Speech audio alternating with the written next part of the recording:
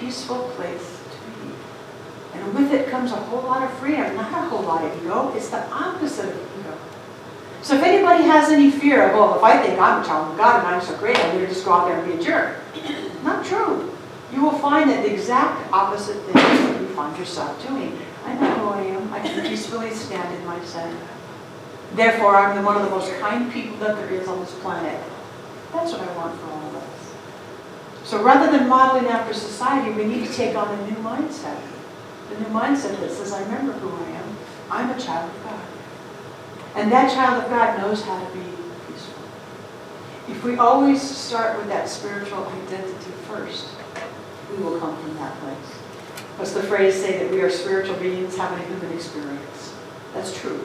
We are spiritual beings first, having this human experience, not the other way around.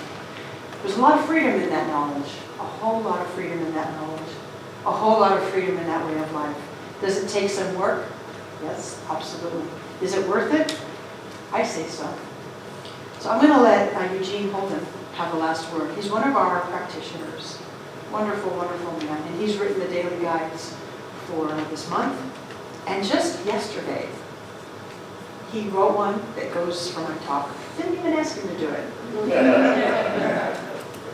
It's titled, Who Are You Really? You know, when it comes down to it, it really doesn't matter what others say or think of you. What is important is what you think and feel about yourself. Who are you really? Are you trying to be someone everyone else says you are supposed to be? Are you behaving in ways that may please others? Not that that's bad, but, take it to the extreme. Or are you being bold enough to be yourself, your most divine self? Is today the day that you say enough? Is today the day that you boldly ask yourself the question, who am I really? If it is, then today is the day that you not only listen for the answer, it is the day that you set yourself free to bring all of your diverse gifts to the forefront. The ultimate gift for all of us is to live this life joyously, creatively, with passion and love. Who are you really? You are the light of God. You are the way heaven meets earth. You are the brilliant illumination of pure spirit. But don't let me tell you who you are. You must know this for yourself. Let's close our eyes and pray that.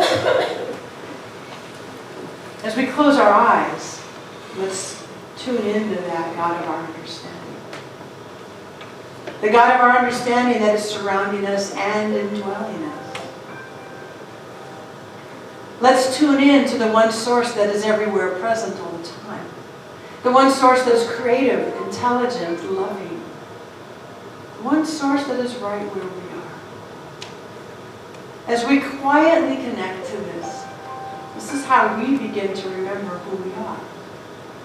This is how we know for ourselves.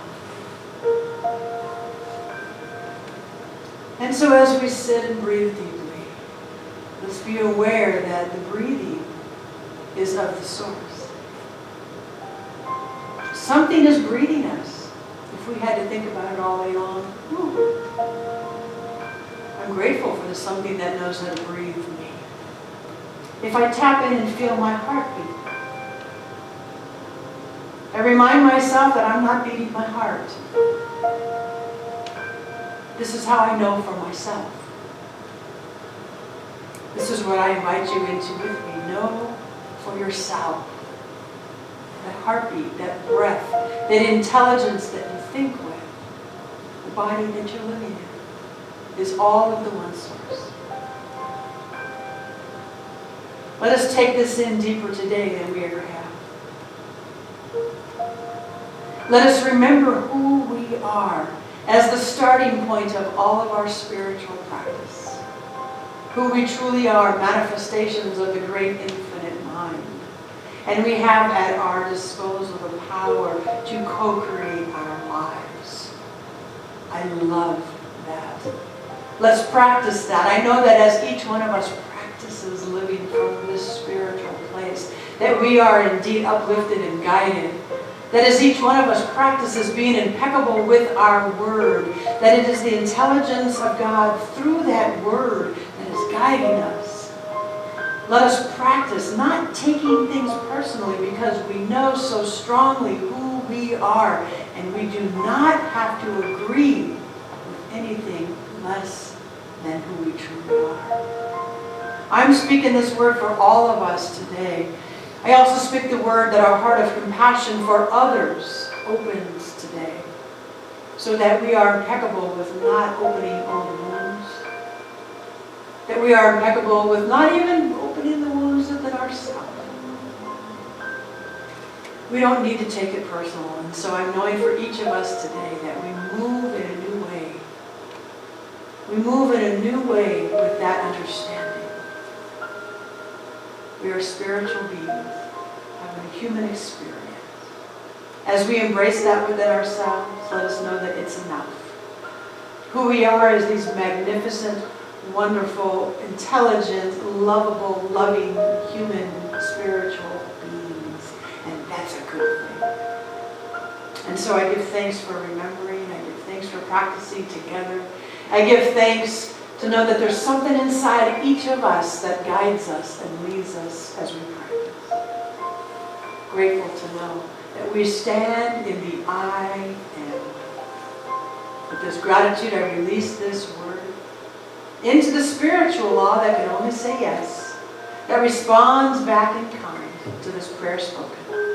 And so I let go and I let God. And so it is.